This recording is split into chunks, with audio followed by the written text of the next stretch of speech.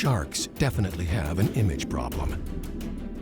After all, they do, on rare occasion, kill people. But what's not commonly known is that they're in deep trouble globally.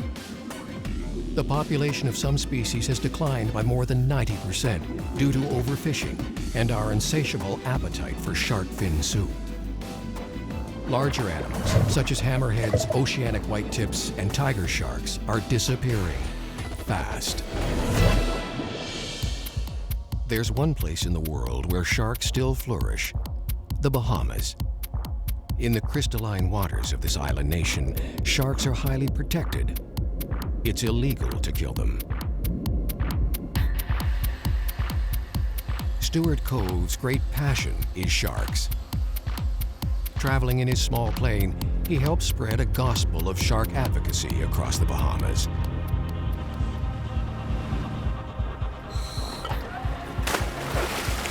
A successful entrepreneur and self-described shark geek, Stuart and his dedicated staff have introduced thousands of scuba divers to these much maligned creatures. Shark tourism is his business, and the most sought-after and prestigious job at his operation is shark feeder. Competition for a handful of positions is tough. It's also a family affair. Stuart Cove's teenage children, Sasha and Travis, are both veteran shark wranglers.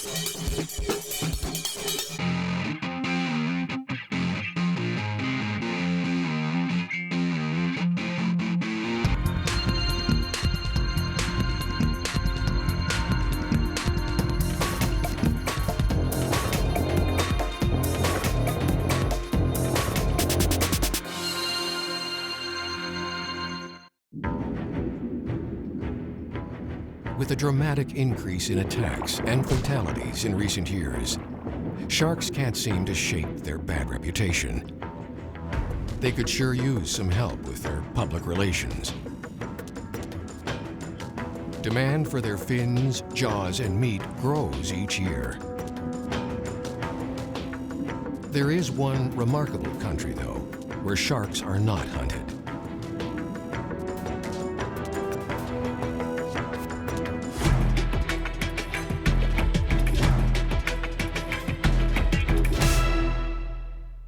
Shark populations are in trouble globally. 30% of shark and ray species around the world are endangered.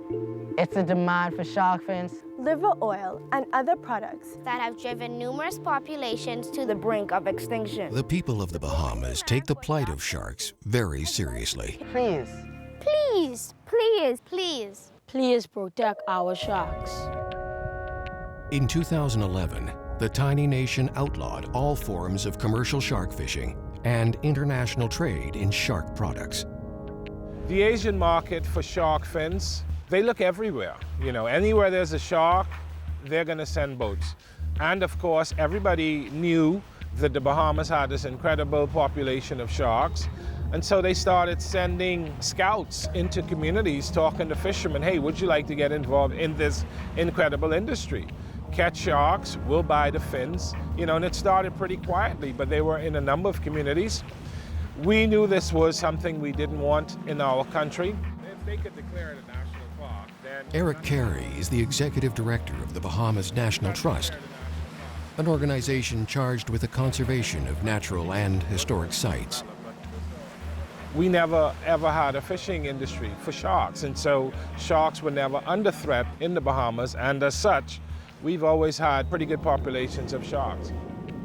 The need for the legislation came when the scouts started coming in looking to exploit our shark populations. That's the only time we really felt we needed to offer more protection for sharks in our country.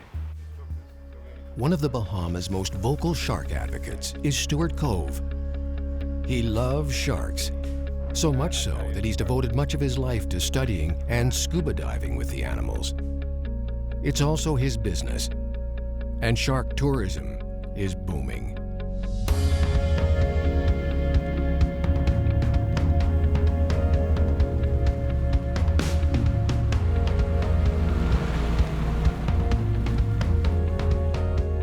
From our research, it shows that 40% of the divers come to the Bahamas because of the shark dives. We are doing approximately 60,000 exposures into the water every year with visitors. So it is a huge economic engine and helps the economy. Hotel rooms, the taxi drivers benefit, the shops, everybody benefits from the shark experiences. But that's not the most important thing. What I think Bahamians really appreciate is how important the sharks are for the health of our marine environment. Coordinating the hordes of shark diving tourists that visit the Bahamas each week is a logistical challenge. Many of them hail from cruise ships, making short stops at Nassau. Shark diving definitely appeals to more adventurous types. First shark dive. My daughter said she wanted to do it, and as you can see, she's not here. I'm by myself. She chickened out this morning.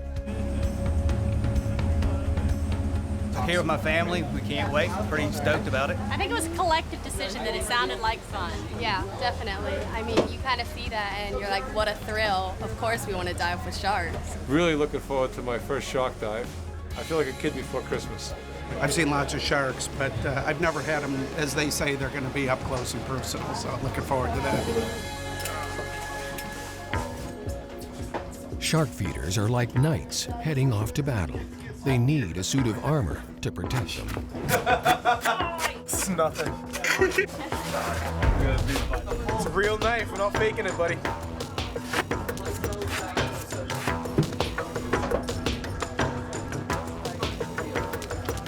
I'm feeling quite nervous. But it's going to be good. It's going to be fun, I think. I'm going to concentrate on keeping my limbs together. We have some grouper pieces. That's pretty much the main thing that we have in here today. I think there's also a few snapper bits in here as well. But this grouper, this is part of their main diet. This is what sharks like. Sharks! I'm excited. I'm really excited. Excitable. I'm excitable. You ready? All right, let's go. I love pushing people in. I'm fine if I die. I'm gonna be fine. Big giant step.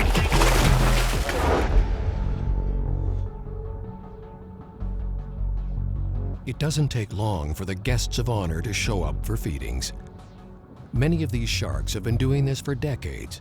They're old pros. The more excitable participants are the big groupers, looking for a quick handout. Guests descend to the bottom first and line up around the feeding site. The feeder follows shortly afterwards with the bait box. The sharks actually came like between me and my son. We were sitting like we are now, and the sharks came between us. They came over our heads. They came around our sides and back to the feeder, and it was amazing. They're like attacking the feeder, tackling them.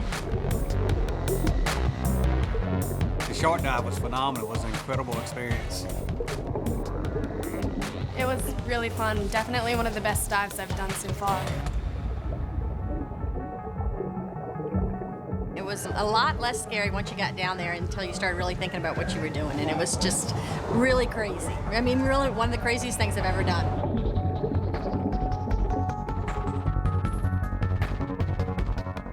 I liked when he was tickling them under the chin to make them fall asleep, and he would move them around and push them towards people, and it was fun. I never saw anything like it. Never dreamed it was going to be like that. The feeder can immobilize sharks, either by flipping them upside down or by stimulating their sensitive snouts. The animals lapse into a state of tonic immobility that's similar to fainting. The sharks are briefly incapacitated, just long enough for guests to get a closer look. Oh, it was incredible. They told us not to touch them, but we did. Sharks were swimming everywhere. I kept getting nudged. I thought it was my buddy nudging me. Look over, it's a 7-8 foot shark hitting into me. It was pretty cool.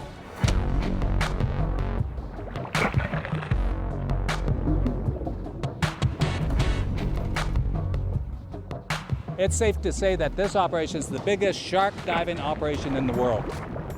We have made a huge impact on the shark populations, not only in the Bahamas, but around the world. The Bahamas stopped longlining in 1993 due to the shark interaction experiences. And more recently, the whole country has been turned into a shark park. You're not allowed to kill any sharks here, take any parts. You're not allowed to export any type of shark product. And it's this stance that this country has taken is spreading around the world. That was amazing. I never saw anything like it. Had a great time. Crazy, but awesome. The family survived. The part that was freaky was when they swam straight at you and then at the last minute, like, swam away. But we got used to it. Sounds weird, but you did. It was really, really awesome. Well, I got hit in the head with the tail. So cool. They're so close to you. You want to touch them so bad, but then you're really scared too. So, you know, I wanted to so bad, but I was like, no, I like this arm. Now we can say we've checked this one off the bucket list. That was awesome. One of the coolest things I've ever done, easily. Give it up for our fearless speeder, Rudy!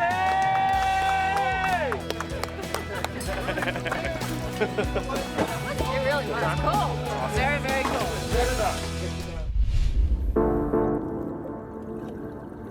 Stuart Cove's 2 children, Travis and younger sister Sasha, have been diving with and feeding sharks for years. I wore these my first time. A bit of sibling rivalry developed between them when Travis was recognized as the world's youngest shark feeder.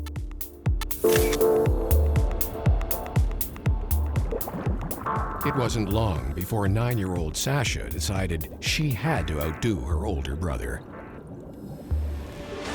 What are you doing today?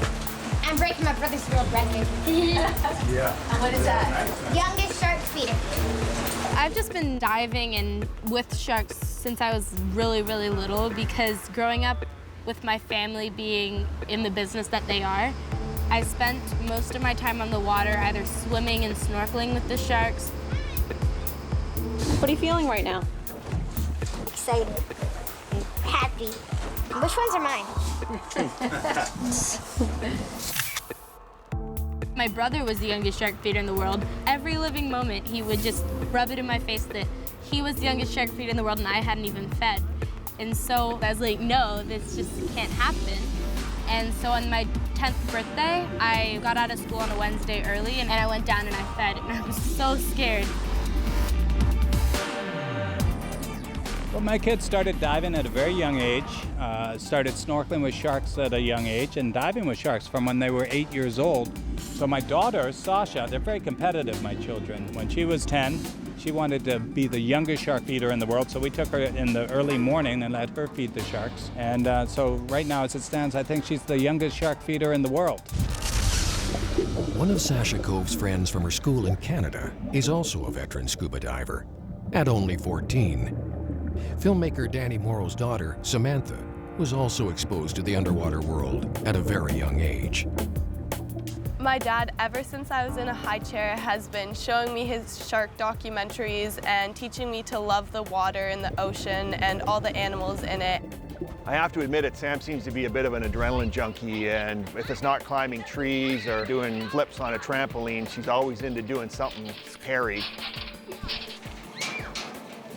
I've been filming sharks for about 20 years now, and I think through osmosis, she's kind of developed this fascination with sharks. And I think she wanted to take it to the next level, and the next level is to actually get in the shark suit and get right in with the sharks and try and feed them.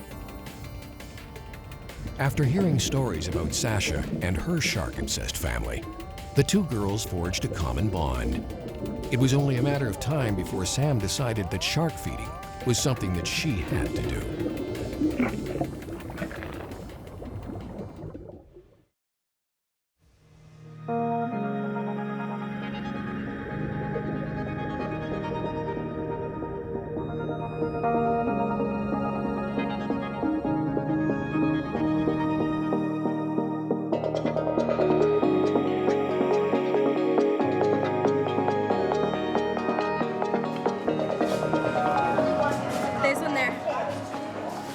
get more accustomed to sharks before attempting to feed them, Sasha encouraged Sam to try a slightly tamer encounter.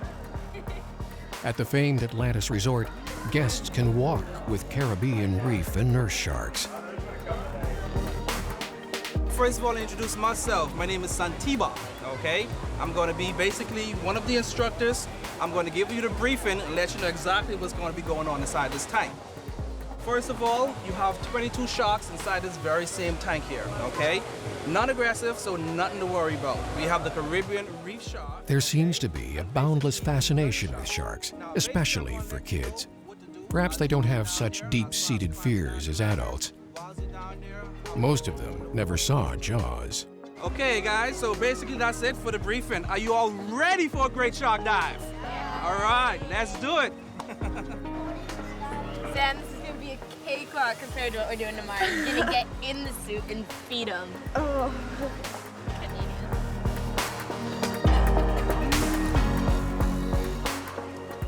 Like scuba divers, guests on the Shark Walk breathe compressed air. But instead of using regulators, they breathe with a state-of-the-art helmet.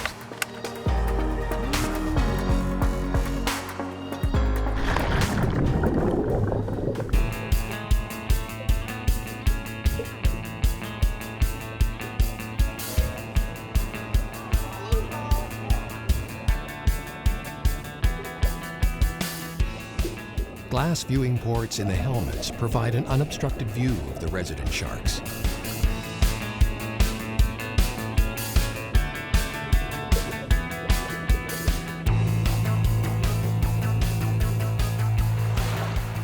At the resort's Mayan temple, visitors can also rocket through the shark exhibit on a water slide, or slowly raft down a river while surrounded by sharks.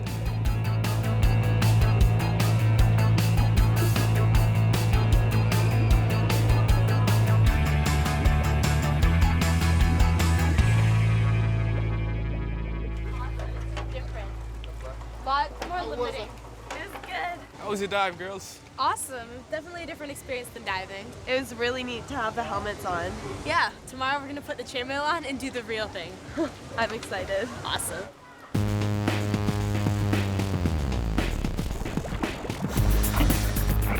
One of the most coveted jobs in the dive industry, and particularly here at Stuart Cove, is becoming a shark feeder. Not only is it potentially dangerous, but it's very exciting. You get up and close and personal with these animals.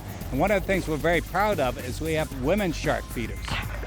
It's a macho type thing. You're getting down there, you're feeding these sharks up to 40 at a time, you're getting beat up, pounded. It's like being a linebacker. And for women to do it is really quite something special. I was working a job I hated in England, and I was a diver. And I decided, why not go professional? Found Stuart Cove online and they accepted my application. And here I am. Once you're here at Stuart Cove for a while, you get the opportunity to train as a shark feeder. And when you're a shark feeder, you have to get your hands a bit dirty. We're going to cut the bits nice and small to about the size of a hand. The reason we do that is so any kind of size shark can consume the piece without dropping it. Obviously, we don't want bait to be flying around when we've got customers in the situation. So we make sure that any kind of size shark can just swallow the piece whole. We only feed them a very small amount, only a couple of individuals get fed, and it's only 4 to 5 pieces amongst 40 sharks. So we're giving them only under 1% of what they eat every day. So it's actually just like a little reward for them. We're just rewarding their polite feeding behavior when they're around us. This isn't exactly the most glamorous part of the job. You go home smelling like fish and chainmail. Not exactly very nice, but you do get used to it. And on a really hot day, it can get pretty stinky around here. Before attempting to feed reef sharks, Sasha Cove and Samantha Morrow joined Charlotte Faulkner on a scheduled shark dive. Hi, I'm Sasha. Hi, Sasha. Nice to meet you. I'm Charlotte. Hi. Hello. Nice to meet you, Sam and Charlotte. You excited? Yeah, super excited. It's my first Bahamian shark dive. All right, guys, have you got all your gear together? Yeah. Everything's on the boat? All right, let's go. We're going to head on out to the site. Awesome.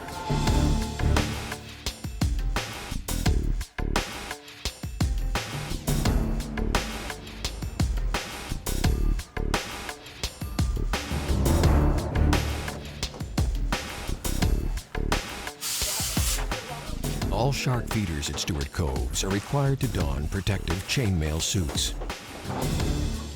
This is chainmail made of titanium. It's all handmade, so it's very, very expensive. Each chain is interwoven by hand, so very, very cool stuff. Sometimes the teeth do pass through, but it does protect us from the majority of any bite that does happen. Detailed briefings are also part of the job description. Now there's a #1 rule on this dive is no hand movement at all. It's really important we don't move our hands around like so. Our hands are going to be crossed, obviously, on the railing or holding a camera like that. That's the only ways you're going to be, okay? Once you're all back on board, all safely, I can come on back, hopefully, with all my fingers and toes, okay? So I never get sick of this. I've done it 100 times, more than that, but it's always different. The shark's behavior is different each time. So you learn something each time. The kids and other guests descend to the feeding site before the action begins. It's showtime.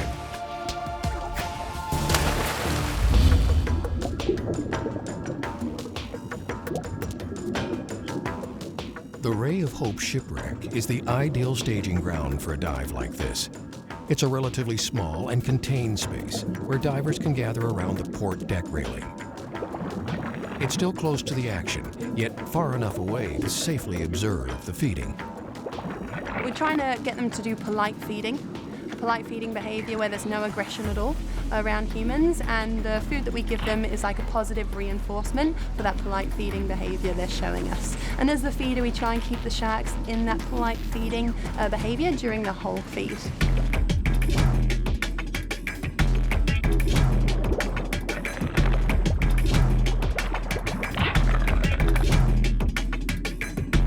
Sharks are just such majestic creatures. They live out there and they're so strong and graceful and beautiful, and they can cause so much damage if they really want to, but they really don't, and they have such a bad image. I feel so strongly about sharks. They're my favorite animal by far. Our dive can change people's attitudes from a negative perception of sharks to a positive perception. And we see this change just in one afternoon. And they come on up and they just have this love and appreciation for sharks, which is such a positive message we need to spread.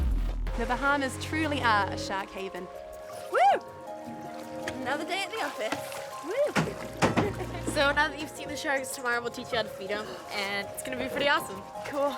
Yeah. All right, Sam, so how was it then? Oh, that was amazing. I don't know how you could do that so close. That's the first step, getting on one side of the railing. Now you're going to come on the other side and feed them. What do you think? Oh, I'm excited. It's gonna be awesome. Once in a lifetime thing.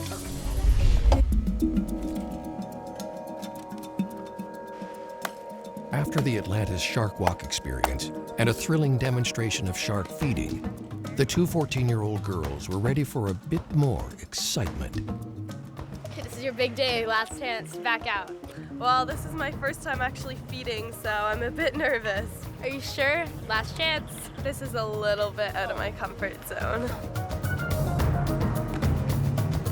Australian shark feeder Terry Harrison was charged with helping the girls gear up and to keep them safe.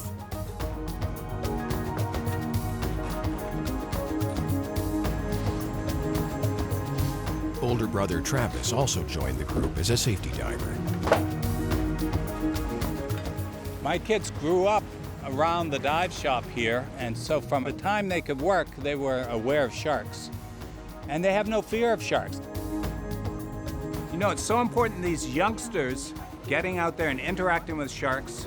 If the kids aren't scared of sharks, and the kids are showing that the sharks aren't this indiscriminate killer that the media has shown over the last few decades, we know that if sharks are interacted with in a sensible way, they're not going to eat you, they're not going to bite you. Today we've got something real special happening. We've got two little gnarly chicks coming out, and they're only 14 years of age, so if I had this opportunity, I definitely would have jumped at it.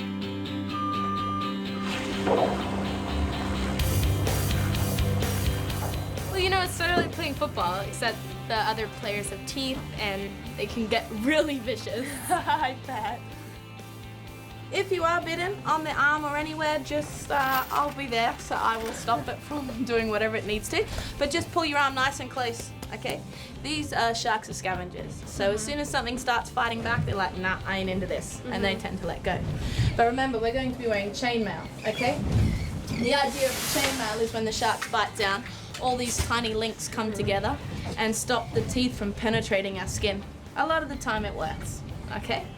If a shark jumps onto your arm and his teeth get caught, he's gonna panic, okay? So when they panic, they usually pull away and their teeth get stuck. So we need to be mindful of this.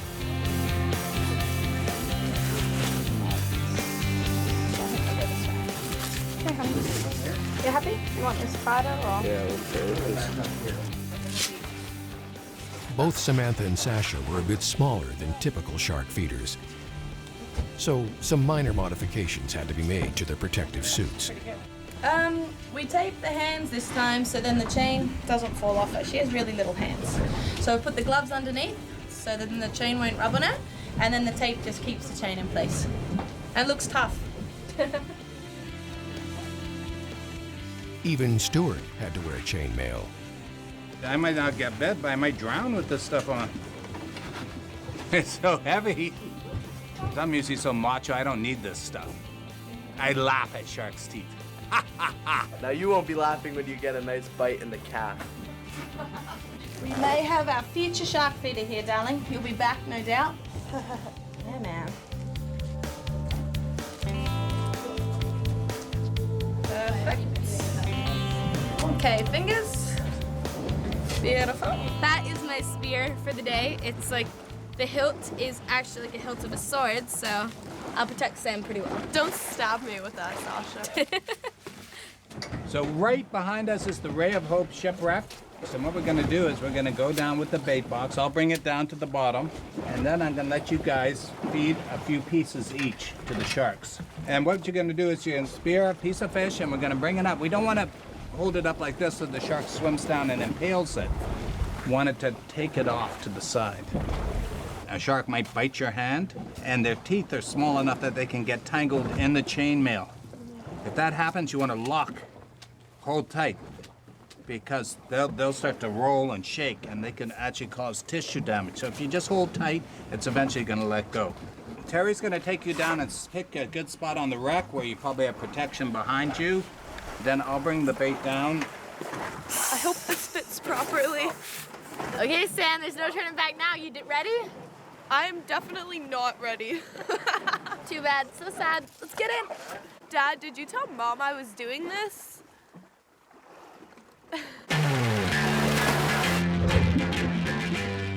Hey, Travis, you ready to go? All right, Dad, let's do it.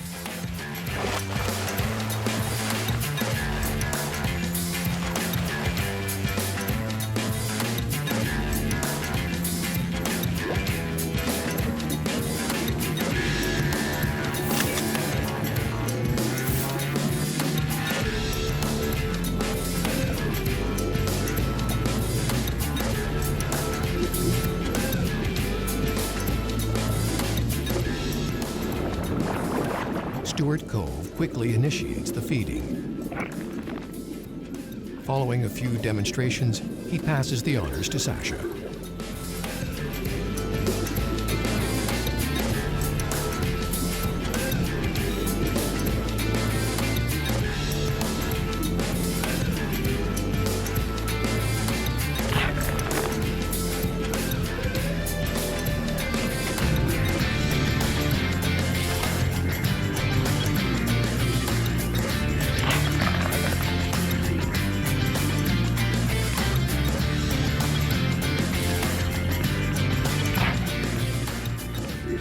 In a short period of time, the action ramps up, way up.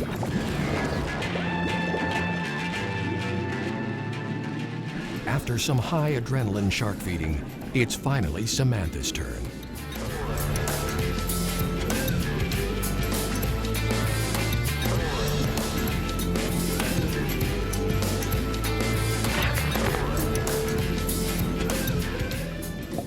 Sam down there was amazing. She's just such a natural with them. She did not flinch at all when we went down there. She just went straight into it, It goes pretty well for the novice shark feeder until she gets bitten on the hand. Fortunately, the chainmail did its job and protected her from injury. It was incredible, my first time feeding ever, and it was a very scary experience, but I'm so happy I did it.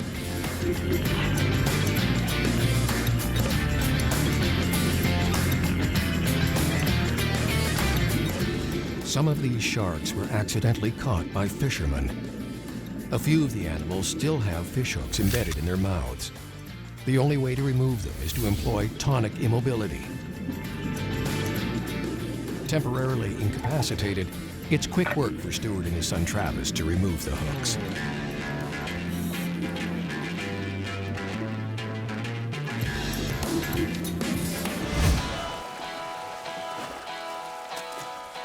Man, it was crazy. The kids are fabulous. There's so many sharks. That was ridiculous. A lot of energy down there. It was really cool. That was pretty scary, but it was really fun. Sam, you did fantastic. Gosh, they didn't invite you too hard, did they? Yeah, one bit. So that's the tooth of the shark that bit Sam? Yeah, so that situation was pretty unusual. You can see actually the tooth mark right here, where the chain links have come apart. As the shark bit down, that little tooth got stuck in there, but now Sam's got a souvenir and a cool story as well. Yeah, So for that'll be nice. sure. Show all my friends at home. And we got some pretty awesome stories to tell at school, definitely. The girls did amazing. We have 2 future feeders for sure here.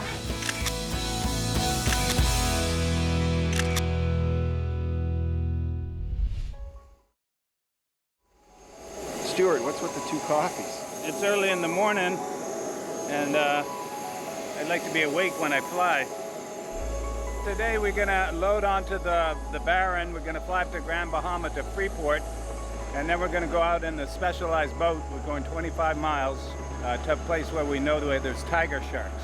Hey Stu, how you doing? Good, Jim. You ready for this flight up to Tiger Beach? I can't wait to meet those tigers. We're gonna go see the big sharks.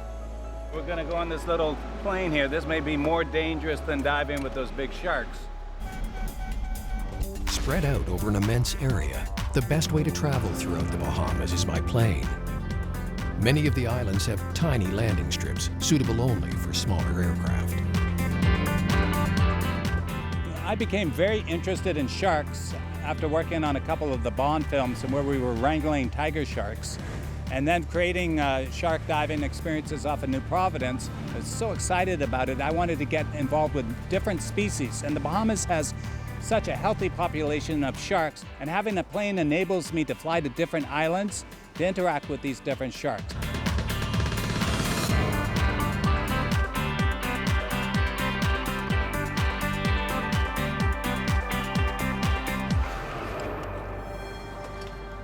From Grand Bahama, even with a fast boat, it's still a lengthy journey to infamous Tiger Beach. So what we've learned about the tigers is they're very opportunistic eaters. We want to have a lot of awareness when the tigers are around. As long as they're swimming around us, and if they come too close, you can push them away. But I think if they get a little bit of a taste, you could have a problem. Gotcha. You guys ready to go? Let's roll.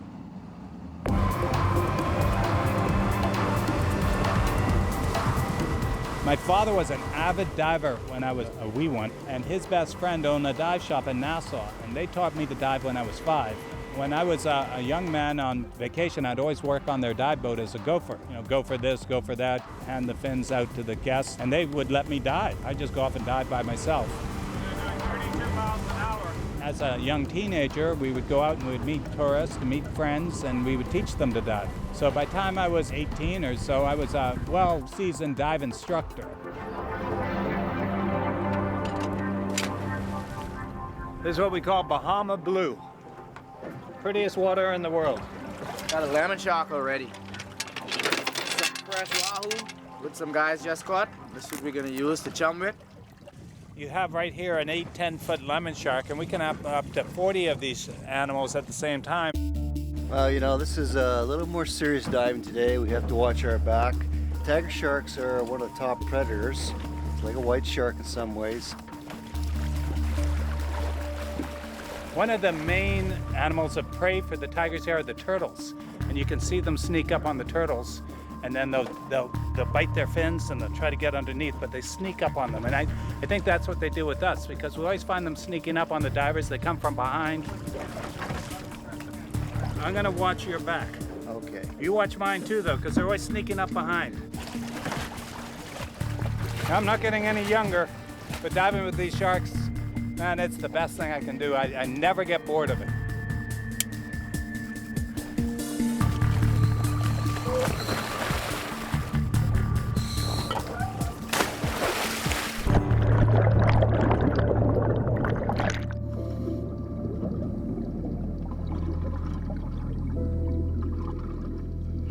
The Tiger Beach experience, we had a spectacular day. The water was flat, calm. As soon as we got to location, we had 2 large lemon sharks.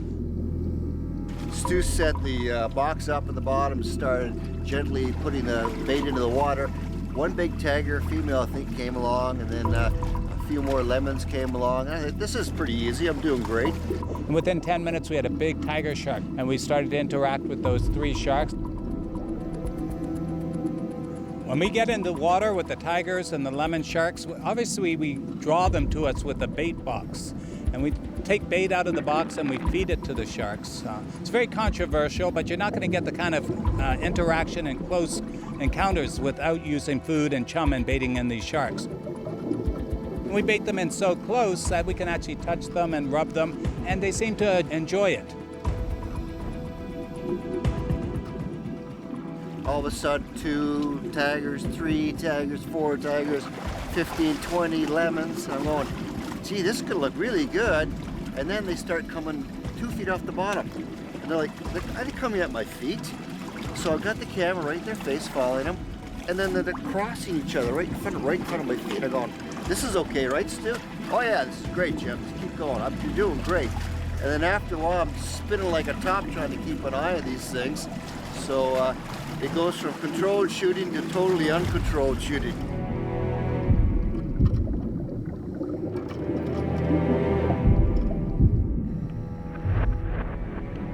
You're trying to watch a tiger shark, and there's one over here, one over there, and all of a sudden there's one going between your legs from behind. Fantastic.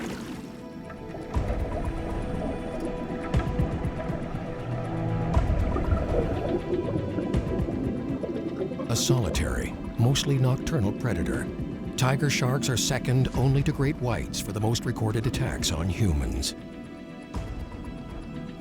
They often roam close to shore, creating the potential for encounters with swimmers, surfers, and divers. Unlike great whites that mostly prey on seals and sea lions, tiger sharks will eat virtually anything, including us.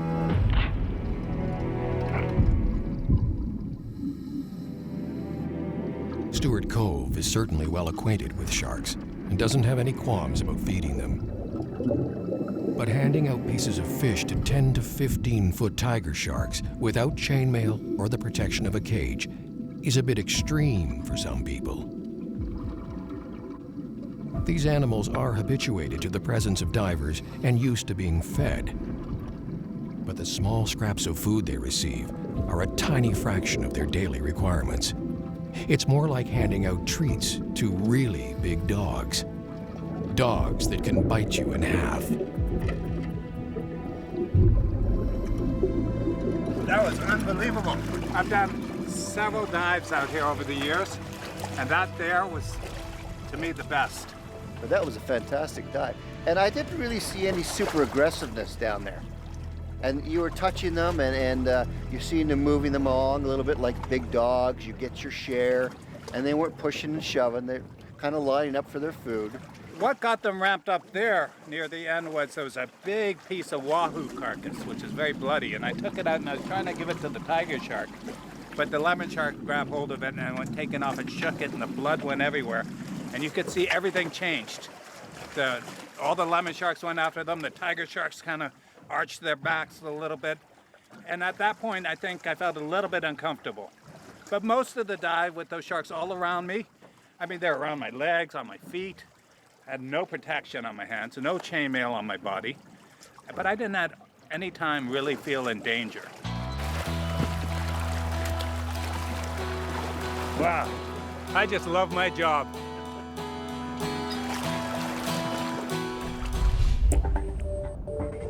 For a fish with such a vicious reputation, sharks in the Bahamas make a disarming first impression.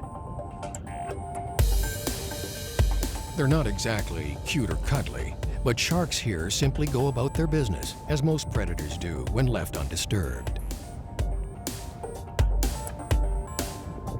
We're generally not on their menu, and they view us as just another fish on the reef.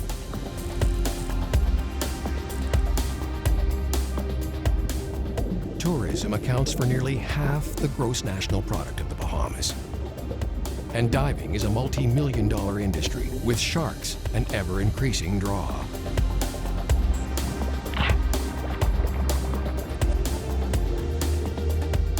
It's abundantly clear that a live shark here is worth far more than a dead one.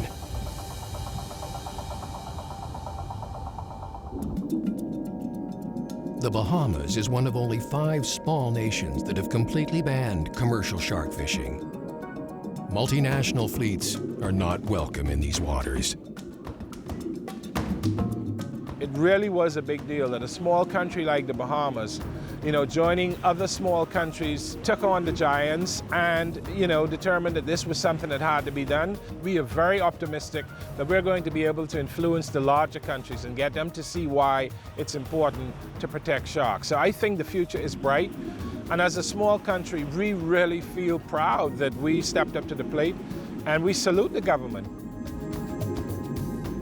Here in the Bahamas, we're the leaders in shark conservation. We realize how valuable a shark is, not only to the economy, but to the environment. And hopefully other countries will realize that a live shark is going to keep their waters healthy, keep their fish populations strong. A dead shark isn't going to do them much good. It's only good for them one time. I am very proud to be a Bahamian and proud of our country and the stance that it has taken in conservation and protecting sharks.